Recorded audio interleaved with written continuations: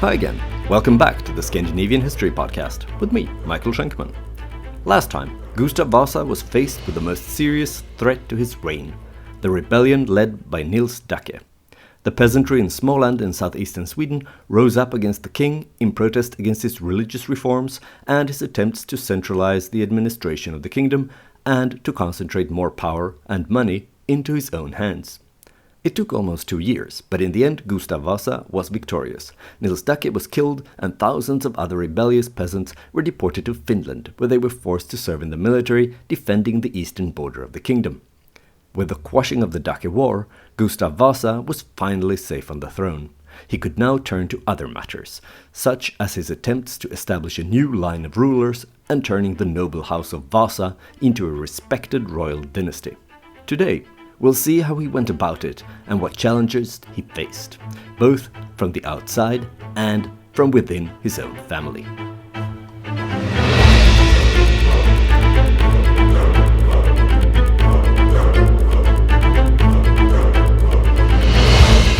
Episode 77, New Kids on the Block.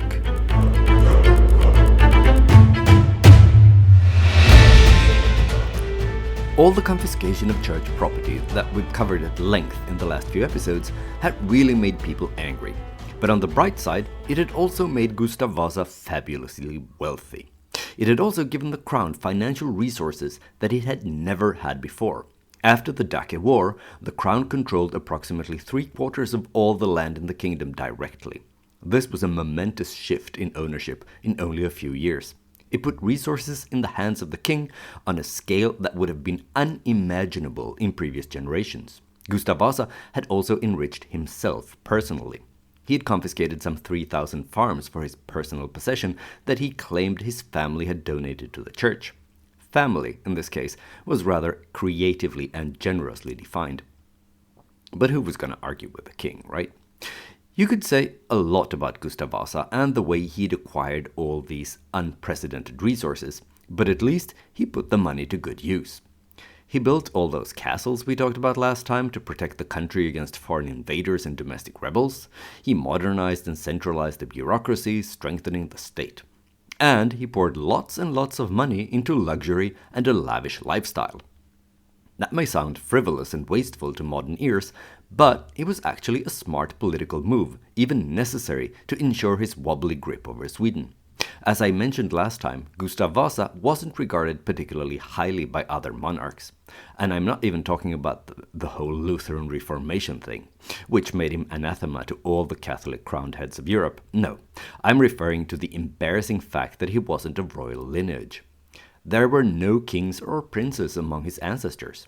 His father had only been a nobleman, an influential nobleman, sure, a member of the Council of the Realm, and important enough to have him executed at the Stockholm bloodbath, but there was still an unbridgeable chasm between nobility and royalty, at least in the eyes of the people belonging to the latter category. So in order to be accepted as a real king and not to be treated like some pathetic upstart, or worse, an illegitimate usurper, Gustav Vasa spent enormous effort and a considerable amount of money to project the image of a proper king. The castles where he spent most of his time, Stockholm and Gripsholm, about 50 kilometers west of Stockholm on the southern shores of Lake Mälaren, were refurbished and done up to look like homes fit for royalty. They were stuffed with costly tapestries, fancy furniture, and other expensive items that Gustav Vasa hoped would impress both domestic and foreign guests. The king had a wardrobe filled with exclusive clothes made from elegant materials and decorated with gold thread, bells, and other things that were all the rage in the mid-16th century fashion. He hired foreign experts who were brought to Stockholm to teach him and his courtiers what a real royal court should look like, how to conduct all the required ceremonies, and how to behave in general. Members of the court were given lessons in etiquette, dancing, riding, and music.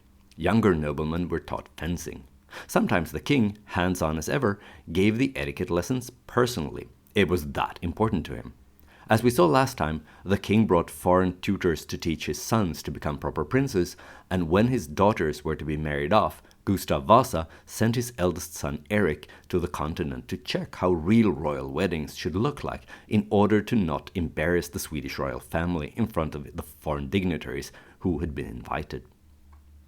But before he could have any children to marry off or send on scouting missions, Gustav Vasa needed to get married himself.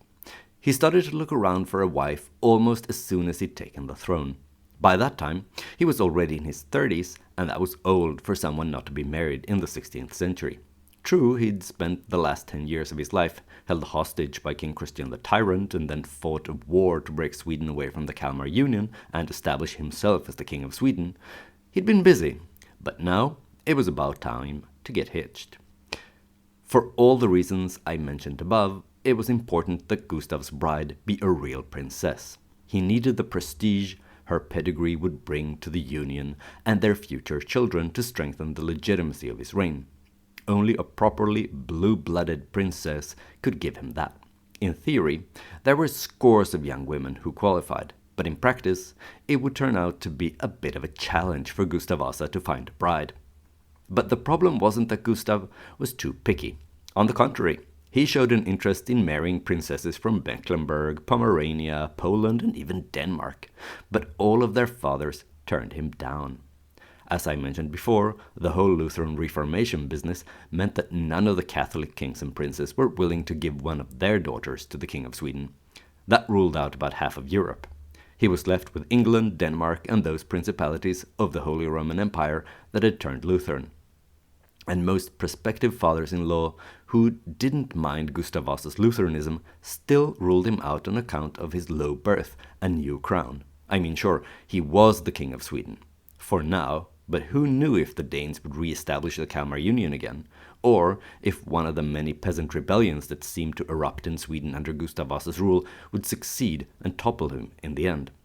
In addition, he was king because he had usurped Christian II, who hadn't only been the rightfully crowned monarch, but who was also the brother-in-law to the Holy Roman Emperor himself. So most German princes considered it too risky tying their house to that of Gustav Vasa by letting him marry one of their daughters, since that was a move that might anger their own superior at home, the emperor. To sum up, if you had any other options, the King of Sweden wasn't someone you'd want your daughter to marry. But Gustav Vasa was nothing if not tenacious, and in the end he found a potential bride in the small principality of Saxe-Lauenburg. The reigning duke had already married off his eldest daughter Dorothea to Prince Christian of Denmark, but he had another daughter of suitable age for marrying a middle-aged king, namely the 15-year-old Catherine, who was still available. Gustav and Catherine were supposed to marry in the fall of 1529, but then the Westrogothian thunder struck, and the bride's parents got cold feet. They demanded a large sum of money to be deposited with them for their daughter's use if Gustav would lose his crown. That was bad enough, but then they also offended Gustav by offering him asylum if he would be chased out of Sweden.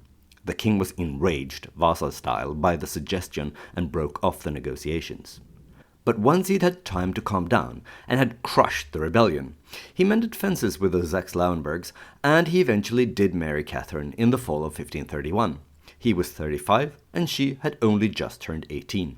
The newly minted Lutheran Archbishop Laurentius Petri, brother of the influential reformer Olaus Petri, officiated. That was very important to Gustav Vasa. A part of his insistence on being a real king was to have an archbishop performing the ceremony. The party afterwards was long. It went on for a week. But the marriage, unfortunately, would turn out to be short. Catherine died already in 1535, aged only 22. But before she died, she had fulfilled her most important duty. She had given birth to a son, named Erik, after Gustav's father. The tragic and unexpected death of the young queen caused rumors. Gustav Vasa's enemies claimed he'd bashed her head in with a hammer in a fit of a well-known Vasa rage. As an aside, that wasn't true. Her grave was opened in 1940, and when her skull was examined, it turned out to be intact. But the rumor meant it would be even trickier for Gustav Vasa to find a second wife in the blue-blooded gene pool. So when he started to look for wife number 2, Gustav didn't even bother to look for a princess. He wasn't going to find one, and he didn't really need one, since Catherine had already given him a son with the required prestigious pedigree. So he decided to marry the daughter of a Swedish nobleman instead.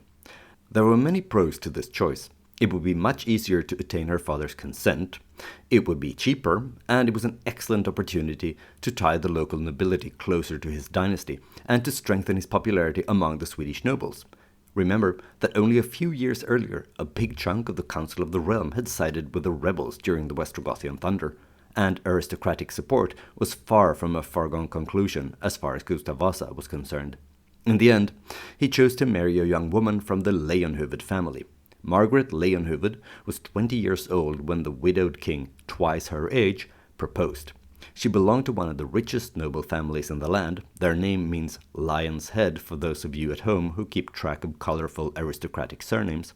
And like her future husband, she had lost her father in the Stockholm bloodbath. Despite her tender age, she was familiar with life at court. In fact, 5 years before, at Gustav Vasa's first wedding, Margaret had been one of Catherine of Saxe-Lauenburg's maids. So she was certainly familiar with the royal family, even though she'd hardly been close with the king before. They married in Uppsala Cathedral on October 1st, 1536. Just like last time, the king pulled out all the stops. His hired German experts on court ceremonies advised on all aspects in order to make the wedding look and feel like a real royal event, despite the absence of a royal bride. The wedding ceremony itself, the procession to and from the cathedral, and the festivities afterward, just like last time, everything was done in accordance with the standard of a continental court. In general, Gustav Vasa stepped up the efforts to project majesty and glamour from the 1540s onward. Perhaps this was some sort of compensation for no longer having a real princess as queen. Who knows? In any case, the court was expanded to contain several hundred people, many of them members of the aristocracy. When the king traveled, which he did frequently since this was still the time when there was no official fixed seat of government and the king would rotate between different castles throughout the year, at least 100 people dressed up in colorful clothes traveled with him. That was hardly the most practical traveling gear, considering how dirty you'd get while on the road. Dusty if the weather was dry, or muddy if it was wet. But it was important to the king that his entourage should look impressive as they passed through his kingdom. The expanded court also provided Gustav Vasa with a way to tie the unreliable nobility closer to him and to his new dynasty. He gave leading noblemen positions in the various new court ceremonies, and in addition, and perhaps more importantly, to the beneficiaries, they were also given lands and lucrative jobs in the administration. For example, 2 of the new queen's brothers were made members of the Council of the Realm, and so was her brother-in-law. This is a good illustration of how family ties were crucial in building a state in those days. It's true that we're starting to see the framework of a state bureaucracy that wasn't dependent on the person of the ruler, but it was still early days, and the framework was fragile. The institutions weren't strong enough yet, so personal connections were still important. Gustav Vasa ran his kingdom like a family business, but in this he wasn't unique. Most kings and princes preferred to give key positions of power to their close relatives, not only for nepotistic reasons, but also because these were the people they could trust. To us, it looks like blatant corruption, but to them, it was just prudent statecraft. Margaret, the second Vasa queen, had 8 children, 3 sons and 5 daughters. The girls were all married off to German counts, marquises, and dukes. The sons, John, Magnus, and Karl, all remained in Sweden. Magnus hasn't left much of a mark on history except as the host for a family gathering where an unfortunate incident occurred. More about that later.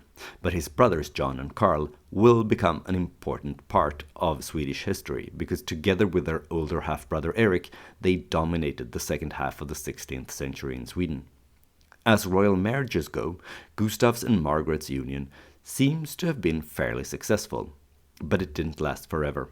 While out boating on Lake Mälaren in the summer of 1551, Margaret suddenly fell ill and died a few days later. The twice widowed Gustav Vasa was now 55 years old, so way past middle age in the 16th century. But the king still felt that he had more to give and decided to marry again. Just like last time, a foreign princess was out of the question. It would be way too expensive, it would take too long to arrange, and there were still no princes willing to marry off their daughters to the aging king of Sweden. So a domestic woman from a Swedish noble family would have to do this time as well. And the following spring, the king had made his choice. He'd marry a young noblewoman called Catherine. It was perfect. It would be cheap, and he already knew her parents, because they were his friends. Of course, that meant that the bride was the same age as Gustav Vasa's own children. In fact, she was only 17 years old when he proposed. Her parents didn't object, though, not only because he was the king, but also because the match would be advantageous for their family, just like the Leonhuvids had enjoyed Margaret's elevation to queen. But there was one problem. Young Catherine was the niece of the previous queen, and that meant that in the eyes of the church, this would be a forbidden relation, based on the laws found in the book of Leviticus.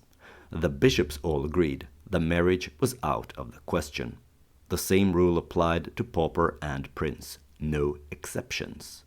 As you can imagine, Gustav Vasa didn't take this decision particularly well, and he was certainly not going to accept it. So he asked his secretary to find a counter-argument, and after a bit of thinking, he concluded that the laws in Leviticus only applied to Jews. And since the king wasn't a Jew, the ban against marrying his dead wife's niece didn't apply to him. Besides, other kings and emperors had received dispensations to marry women much more closely related to them than their wives' nieces. Just look at the Habsburgs and their virtually branchless family tree. Perhaps not too surprisingly, the Council of the Realm, in the end, chose to overrule the church and approved the marriage between Gustav and Catherine.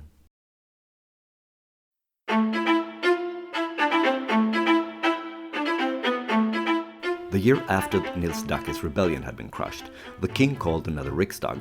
It met in Västerås, and there were two main items on the agenda: continued religious reform and settling the succession. Both these topics were controversial. In the past, the king had promised there would be no further religious reform, and Swedish law and generations of tradition didn't allow for the king to interfere in appointing his successor. That was up to the people to decide after his death. But Gustav Vasa wanted to change all that. He wanted to do away with the elections and instead turn Sweden into a hereditary monarchy and his descendants into the only rightful claimants to the throne for the rest of time. In the summons to the Riksdag, the king stressed that it was especially important that lowly parish priests make the effort to attend. This wasn't because he wanted their input, mind you, but because they were a direct channel to the people. Everyone went to church, and this was a way for the people to be informed about what was decided at the Riksdag directly in their local parish church from the priest who'd actually attended. It was a much more convenient way to spread the king's message than to be sending out emissaries to all parts of the realm to proclaim the news. The Riksdag met in January 1544. The king kicked off the proceedings by describing how horrible life in Sweden had been before he rose to power and fixed everything. What would be more natural than to let his descendants continue his great work? He urged the Riksdag to make Sweden a hereditary kingdom and to do away with the ridiculous elections that only led to instability, uncertainty, and conflict. The Riksdag voted in favor, and despite all the radical changes that Swedish society underwent during Gustav Vasa's long reign, the introduction of the hereditary monarchy was actually the only point of constitutional law that was altered when he was king. As I mentioned, there were also additional religious reforms, which at the time probably seemed more significant, but in retrospect were a sideshow at this particular meeting of the estates. Among the Catholic traditions and customs that were abolished this time were the use of holy water, incense, the adoration of saints, and requiem masses. The Riksdag also approved the abolition of even more work-free holidays. The decision at the Riksdag in Västerås to make Sweden a hereditary monarchy made Gustav Vasa's eldest son, Erik, heir to the throne. Gustav spared no expense in making sure that Erik would be ready for the big task once it came to him, and that he'd look and play the part of a real Renaissance royal. Already when we talked about the Dake War, I mentioned that the king had hired a German tutor for the young prince, since he didn't think there was anyone available in Sweden who could provide Erik with the princely education that he needed. The heir to the throne was taught everything a prince of the day needed to know, not only in terms of studies, but also how to speak and dress, how to dance and fence, all essential skills if you wanted to convince the world that you were the real deal. But, as I mentioned before, Gustav Vasa had more sons, Eric's half-brothers, John, Magnus and Karl. And Gustav Vasa worried that they'd get jealous of their brother, the heir. To avoid that, the king decided to make them all dukes and to give them duchies as well as roles in government. These dukedoms weren't courtesy titles like they are today. Instead, the princes were expected to actually govern their duchies like autonomous pseudo-kingdoms, deciding on taxes, administration and so on. That would be a lot of work, hopefully keeping them busy and far from any thought of messing with their brother, the king. But on the flip side, the dukes would be allowed to keep the incomes generated from their duchies. The only limitation on their autonomy was that they wouldn't be allowed to manage any foreign policy independent of the king's, and they would have to pay any and all future extra taxes decided by the Riksdag. But, crucially, the princes would only get full access to their duchies after Gustav Vasa died. He himself didn't want to hand over any power or incomes, he only expected his son Erik to do so. In the meantime, they were given jobs in the government to train them for their future roles as pseudo-autonomous princelings running their own ducal shows. Gustav Vasa assumed that his younger sons would cooperate with the crown and their older brother Erik in a spirit of promoting the best interests of the kingdom. It's unclear what he based that assumption on, because usually he wasn't one for wishful thinking. But I'm getting ahead of myself. John, the second son, was given Finland as his duchy, and because of the situation there, he was actually allowed to take direct control over the region already in 1556, while his father was still alive. There had been trouble along the border with Russia, which is why all those rebellious peasants who had participated in Daki's rebellion were sent there to boost the defenses. Gustav Vasa needed a trusted man in charge of Finland, and whoever ruled there needed to know what he was doing. John set up court in Turku, the de facto capital of Swedish Finland. The city, called Åbo in Swedish, is situated in the southwestern corner of Finland, just across from Stockholm at the narrowest point of the Baltic Sea. There are also thousands of islands in between, making it easy to cross the sea there without ever being far from land. So it's not massively surprising that this whole corner of Finland is among the most Swedish of the whole country, even today. In fact, the archipelago between Stockholm and Turku is still now in 2024 the place with the highest number of native Swedish speakers in the entire world. There isn't a single municipality in Sweden itself with a higher percentage of Swedish speakers. Anyway, Gustav soon had reason to regret the elevation of John, because as the Teutonic Order in the Baltics was disintegrating, John was looking across the Gulf of Finland and wanted to conquer Reval, the rich trading city today known as Tallinn, the capital of Estonia. Gustav was appalled. Not only was this a direct violation of his rule that the dukes weren't allowed to get entangled in foreign policy that wasn't directed by the crown, it was also enormously risky. A Swedish invasion of Estonia would almost inevitably lead to war with Russia and a conflict with the Hanseatic League, and Gustav Vasa had always been careful in international politics. He did not like military conflicts that he could avoid, or that he wasn't sure he'd win, because he knew all too well that wars were expensive and losing them could be disastrous. So he put his foot down and vetoed John's grandiose plan for a Swedish expansion into the Baltics. Then the Danes swooped in and took control over Reval again, as they had done back when their flag supposedly fell down from heaven back in episode 40. Naturally, this annoyed Gustav Vasa, who didn't like to see the Danes expanding in the Baltic Sea. It also enraged John, who, perhaps rightly, thought his father's overcautious attitude had cost Sweden some easily achieved military glory and an advantageous conquest. He resolved never to let caution stand in the way for glory, no matter what the danger might be, an attitude that was perhaps sprung from the princely education that Gustav Vasa had insisted on giving all his sons. And yes, this is, of course, foreshadowing. The eldest son, Erik, was installed at Kalmar, where he set up his court. Even though the city was important for Sweden, it was considerably easier to govern than Finland. But Erik had another challenge to deal with. As the next in line to the throne, he needed to find a wife, and not just any wife. He needed an excellent match, a princess that could continue to boost the dynasty's still meager royal credentials. Gustav Vasa wanted Erik to marry some German princess, just like he had done. But the young heir to the throne himself had other ideas.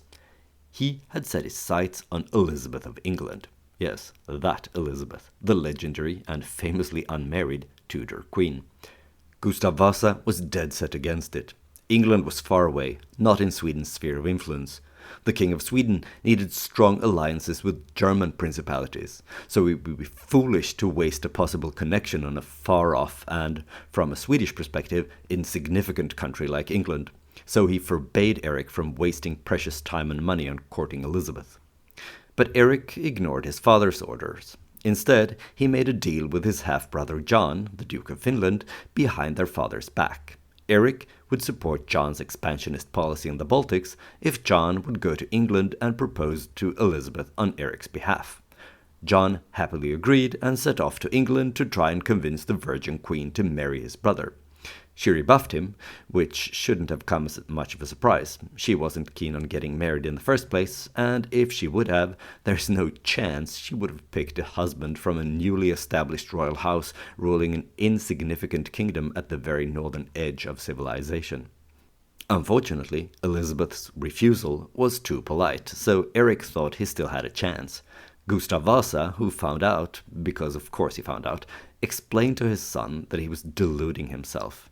After having seen Elizabeth's written response to the proposal, Gustav penned a letter to Erik, dripping with sarcasm, stating, "I admit that I am not as learned in Latin as you may be, but thank God I still possess common sense," he wrote to his son. He went on to say that his advisors, who did speak Latin, shared the king's assessment that Elizabeth wasn't interested and that Erik was embarrassing himself and wasting too much money on this dead-end English proposal circus. And this wasn't the only time the aging and increasingly ill Gustav Vasa had reason to doubt the competency of his dandy son and heir. Another noteworthy incident that cast an unfavorable light on the next in line to the throne occurred in late 1559. As I mentioned before, as a part of his program to boost the prestige of the House of Vasa, the king desperately wanted to marry off his daughters to proper princes on the continent. Just as in the case of his sons, such dynastic marriages would also serve to strengthen Sweden's position abroad, forming alliances with foreign powers. So the king had the girls' portraits painted and sent abroad to get young princelings excited about the prospect of marrying one of these Nordic beauties. In the 1550s, such portraits were sent out to various German courts together with a brief description of the girls' virtues, which all, completely by coincidence of course, happened to be the same as the virtues looked for in a suitable royal wife. But apparently, the King of Sweden didn't completely trust that the enticing portraits and favorable descriptions of his daughters would be enough to interest any prospective grooms, because Gustav Vasa also sent along a promise of a fat dowry of no less than 100,000 thaler silver. And in case you're not instantly impressed by that sum, let me just point out that the King of Denmark only offered half as much to any prince willing to marry one of his daughters, and German princes would usually marry off their girls for as little as 10,000 thaler. This too was an indication as good as any of the low status of the Swedish royal family. It was against the backdrop of this uphill battle to get his sisters married off to suitably royal husbands that Erik once again showed his lack of judgment. One of his sisters, Catherine, had married a German duke in 1559, and later that year some members of the family found themselves at Vadstena Castle as guests of their brother Magnus, who resided there as the local duke. Magnus arranged party after party for his newlywed sister and her husband, and a great time was had by all. Some were even having a little too great of a time, because in mid-December a guard informed Erik that the groom's brother had been seen sneaking in through the window to the private room of Erik's half-sister Cecilia, one of the Vasa daughters who were still unmarried. These nightly visits had apparently been going on for some time. On brand for a member of the Vasa family, Erik was infuriated by the news and decided to punish this outrageous violation of his sister's honor. So he took a group of soldiers and burst into Cecilia's room, where they caught her and her sister's new brother-in-law in the act. In his fury, Erik ignored the elevated status of the offending guest, and instead he had the man arrested, interrogated, and sent to Stockholm for the king to deal with. The king was just as furious, but not only because this cheeky German nobleman had seduced his daughter, but also because Erik had been stupid enough to turn the whole sordid affair into a public scandal by acting the way he did. He should have handled it more discreetly. The good name and honor of their family had now been dragged through the mud, and all the king's efforts to brand his daughters as virtuous wife material on the royal marriage market had been undermined. But the king was just as angry at his daughter. According to what Cecilia told her brother Erik afterward, their father both slapped her and pulled her hair, as well as confiscated all her jewelry as a punishment for her dalliance. It was only after the young Queen Catherine, only 5 years older than her husband's daughter Cecilia, interceded with the king on his daughter's behalf, that he was convinced to forgive her. The noble German seducer was eventually released and allowed to leave Sweden after some intense pressure from his German relatives. But before he was let go, he had to swear an oath that he hadn't done anything untoward with Princess Cecilia. By this time, Gustav Vasa was clearly on his last leg. He was in constant pain and suffered from severe toothache, making him even more irritable than usual. In April 1560, he wrote a letter to his successfully married daughter Catherine, where he complained that his fatherly instructions to his wayward sons hadn't had the effect he had intended and thought he had the right to expect. Less than half a year later, he was dead. Gustav Vasa had enjoyed quite an impressive career, going from a nobleman in the Kalmar Union to the king of independent Sweden. As king, he had changed Swedish society from its foundations, both in terms of the Lutheran Reformation and by establishing a hereditary monarchy with his own family as the ruling dynasty. Nonetheless, as death approached, Gustav Vasa was full of misgivings. As the letter to his daughter shows, he was far from convinced that his sons had learned what they needed to know to run the country in his absence. Next time, we'll see that the old king had been right to be worried. I hope you enjoyed this episode of the Scandinavian History Podcast. If you did, why not spread the word wherever you congregate with others who are also into Scandinavian history? Also, please consider leaving a stellar review, or at least 5 stars, on Apple Podcasts or Spotify.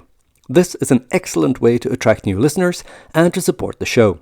Another good way to support the show is to purchase some Scandinavian history-themed merch in the Scandinavian History Podcast webshop. I especially recommend something from the Odin's Lifehack collection.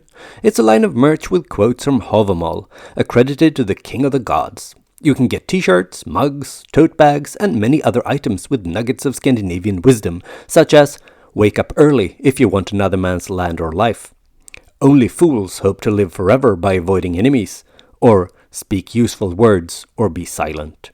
Links to these amazing products and more can be found on the Scandinavian History Podcast Facebook page or on Twitter. If you haven't already, then please go to facebook.com/Scandinavian History Podcast. Like and follow the page if you want to shop or if you just crave more content, at least vaguely related to Scandinavian history. Via the Facebook page, you can also send me questions or angry messages about things I've said or not said on the show. If you prefer Twitter, then you can follow me and send me messages at Schenkman. That's SHAINKMAN.